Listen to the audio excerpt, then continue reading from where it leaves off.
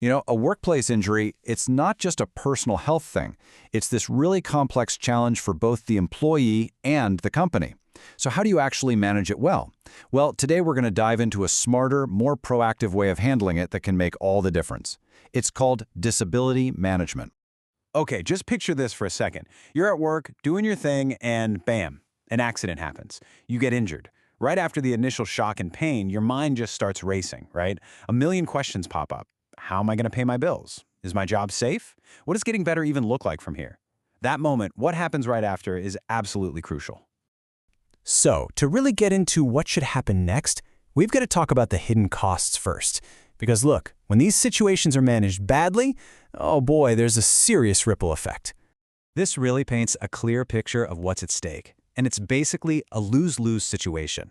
On one side, you have the company. They're dealing with lost productivity and costs that just skyrocket. But on the other side, and this is the really tough part, you've got the employee. For them, it's deeply personal. We're talking lost income, a mountain of stress, and just feeling totally isolated when they're at their most vulnerable. It's a broken system where nobody, and I mean nobody, comes out ahead. But what if it didn't have to be like that? What if there was a better way? A structured, supportive plan that's actually designed to help everyone involved. Well, that's exactly what disability management is all about. And here's the key thing to get. Disability management is not just about pushing paperwork and processing claims. Not at all. It's a proactive, really structured approach with one big goal: helping employees get back on their feet and return to meaningful work, but in a way that's both safe and efficient. And this isn't something that just lives in an HR file either. Look at this. A whole team is involved.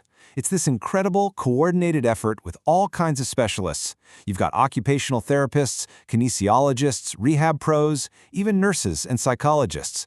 They're all working together with one focus: supporting the person. It's a truly human-centered way of doing things. Okay, so what does this journey back to work actually look like? Let's break down the key stages of a really effective program. It really boils down to 4 clear steps. First up, and this is a big one, is prevention and analysis. Then, if something does happen, you move to immediate response.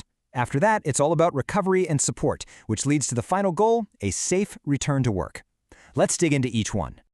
Now, this first step, it's arguably the most important mindset shift of all. The best programs don't wait for something bad to happen. Nope.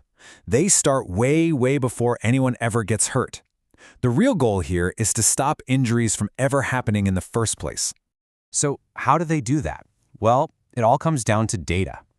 Let's say a manufacturing company looks at their records and notices a pattern, a bunch of similar injuries all happening on one specific assembly line.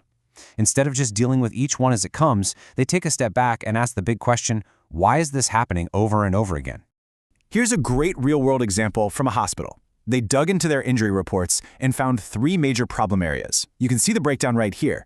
A huge chunk, 45%, were lower back injuries. Then you had slips and falls and needle sticks. And just like that, boom, they knew exactly where to focus their efforts. And the results? Honestly, they're just so powerful.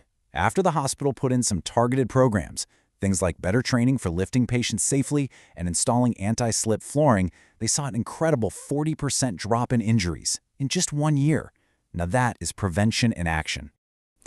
But look, even with the best prevention in the world, accidents can still happen. That's just reality. So what then? This is where that second step, the immediate response, comes into play. And let me tell you, those first few hours are absolutely critical. Let's look at a case, we'll call him Joe. Within just 24 hours of his accident, he wasn't just left on his own to try and figure everything out. No way. His supervisor called just to check on him. A case manager walked him through the whole process. He got help with all that confusing paperwork, and his medical therapy was set up right away.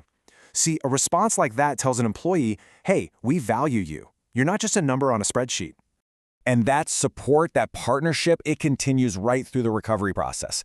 Take Maria's story. She's a nurse who injured her shoulder. Now, instead of just sending her home until she was 100% better, her return to work was carefully planned out. She started with some admin tasks, then moved on to lighter duties, and eventually, when she was ready, she went back to her normal role. This kind of gradual, step-by-step approach is just so key for a safe and lasting recovery. Okay, so we've walked through the process. But what's the bottom line here? What's the real payoff for investing in a system like this? Well, the benefits are huge, and the best part is they're for everyone.